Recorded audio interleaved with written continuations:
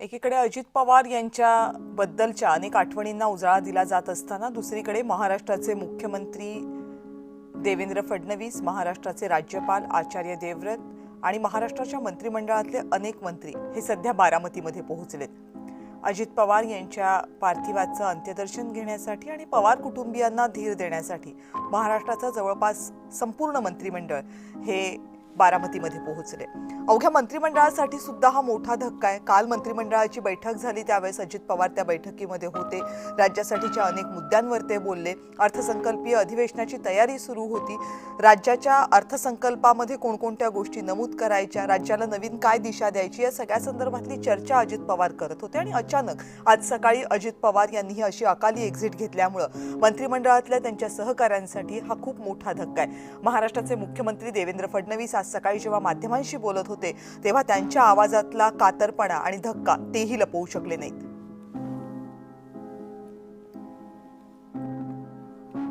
मंत्रिमंडळातल्या तीनही पक्षांमधले त्यांचे सहकारी हे सध्या बारामतीमध्ये पोहोचलेत. पंकजा मुंडे बारामतीमध्ये पोहोचल्यात, एकनाथ शिंदे बारामतीमध्ये पोहोचलेत, दादा भुसे त्यांच्यासोबत दिसत आहेत, महाराष्ट्राचे राज्यपाल आचार्य देवव्रत हे सुद्धा त्यांच्या सोबत आहेत.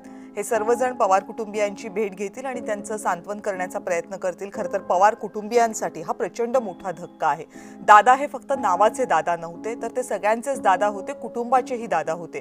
त्यामुळं असा दादा आपल्यातनं निघून जाणं ही कुटुंबाची पण मोठी हानी आहे.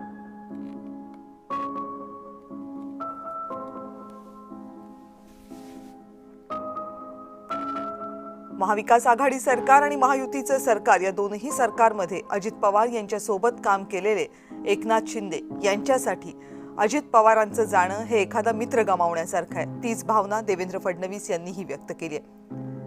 माझा एक उमदा मित्र मी गमावला, अशी प्रतिक्रिया देवेंद्र फडणवीस यांनी आज दिली. जेव्हा जेव्हा अजित पवार यांची कार्यशैली आणि एकनाथ शिंदे यांची कार्यशैली या दोघांमध्ये तुम्हाला कोण आवडतं असा प्रश्न देवेंद्र फडणवीस यांना वेगवेगळ्या मुलाखतींमधनं विचारला जायचा, त्यावेळेस देवेंद्र फडणवीस कायम म्हणायचे की एकनाथ शिंदे हे फार भावनिक आहेत, पण अजित पवार हे प्रॅक्टिकल आहेत, त्यांना समजावणं मला सोपं जातं, त्यामुळे आमच्या दोघांचं ट्युनिंग जमतं, असंही ते अनेकदा म्हणायचे. पण आज त्यांचं ट्युनिंग जमणारा, त्यांच्या भावना समजून घेणारा मंत्रिमंडळातला सहकारी, त्यांचा एक मित्र आज त्यांच्या सोबत नाहीये आणि याचं शल्य खूप मोठं आहे.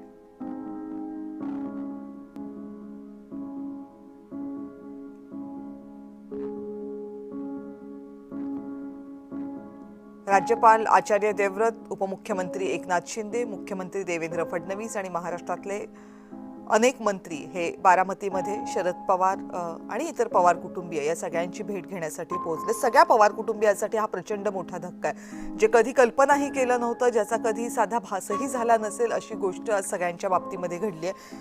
आज जेव्हा हा अपघात झाला त्यावेळेस सगळे पवार कुटुंबियातले सदस्य वेगवेगळ्या ठिकाणी होते. सुनेत्रा पवार, सुप्रिया पवार या अधिवेशनासाठी दिल्लीमध्ये होत्या.